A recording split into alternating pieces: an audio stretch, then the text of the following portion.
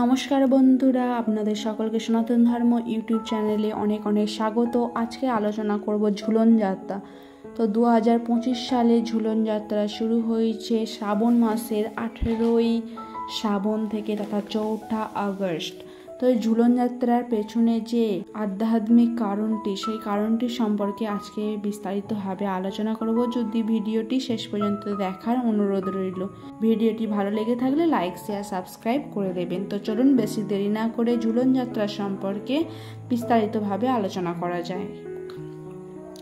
ঝুলন যাত্রা হিন্দু ধর্মের এক গুরুত্বপূর্ণ ও মনোরম উৎসব, যা মূলত শ্রীকৃষ্ণ ও রাধারানীর প্রেমলীলাকে আমাদের সকলের সামনে উপস্থাপন করা হয়ে থাকে।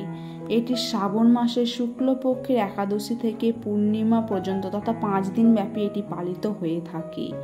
শ্রাবণ মাসের একাদশী, যেটি আমাদের ক্যালেন্ডার অনুযায়ী মঙ্গলবার 19 শ্রাবণ 5 আগস্ট পড়ছে। তো সেদিন থেকে ঝুলন যাত্রা শুরু হচ্ছে এবং এটি 5 দিন ব্যাপী তথা রাখি পূর্ণিমা পর্যন্ত এটি চলবে। তো ঝুলন যাত্রা উৎসব সম্পর্কে নির্দিষ্ট কিছু তথ্য আপনাদেরকে প্রদান করলাম। যদি ভিডিওটি ভালো লেগে থাকে অবশ্যই লাইক করে দেবেন।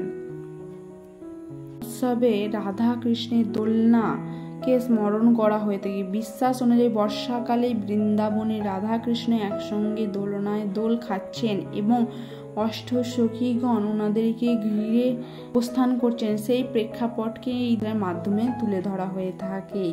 এই সময় রাধা কৃষ্ণকে বিশেষ সুন্দর অলঙ্কারাদি দ্বারা সজ্জিত করা হয়ে থাকে এবং সেই দোলনাটি ফুল, পাতা, মালা, রঙিন কাপড়, আলো প্রভৃতি দিয়ে সুন্দরভাবে সজ্জিত করা হয়ে থাকে। ভক্তরা সেই ঝুলন যাত্রাকে ঘিরে সুন্দর সুন্দর কীর্তন, ভজন, সংকীর্তন করে থাকেন এবং ঝুলন যাত্রা ভক্তদের কাছে একটি উৎসবের ন্যায়। সেই কারণে এই ঝুলনকে ঘিরে একাধিক আনন্দের উৎসব তথা নানা রকম খেলা পালন করা হয়ে থাকে। এই ঝুলন যাত্রা বিভিন্ন স্থানে বিভিন্ন রকম পালিত হয়ে থাকে।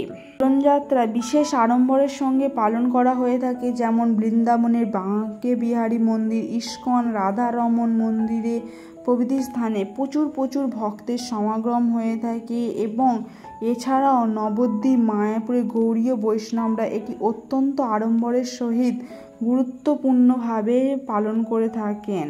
প্রত্যেকটি ধর্মীয় স্থানে দেখবেন ঝুলন যাত্রার সময় বিশেষ কিছু সাজসজ্জা ভগবানকে পরিধান করানো হয়ে থাকে। এটি শুধু ধর্মীয় উৎসব নয়, এটি একটি সামাজিক মিলন মেলাও বটে।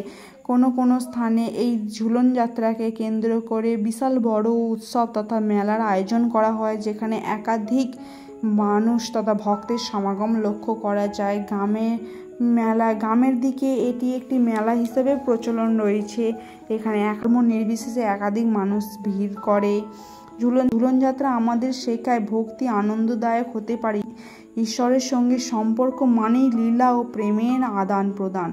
সাদামাটা জীবনে ভক্তি, সঙ্গীত, সজ্জা, সংস্কৃতি মিলে ঈশ্বরকে উপলব্ধি করা প্রভৃতি কি ঝুলন যাত্রা এই 5 দিন ব্যাপী প্রচুর আড়ম্বরের সঙ্গে ঝুলন যাত্রা পালিত হয়। কিন্তু যখন পূর্ণিমার দিন এক বিশেষ পূজা ও বিশেষ ভোগ নিবেদনের মাধ্যমে যখন এটি এগিয়ে যাওয়া হয়, তখন মনটি আবার ব্যথিত হয়, কারণ এটি আবার দীর্ঘ 1 বছর অপেক্ষার পর আবার সেটি ফিরে পাওয়া যায়।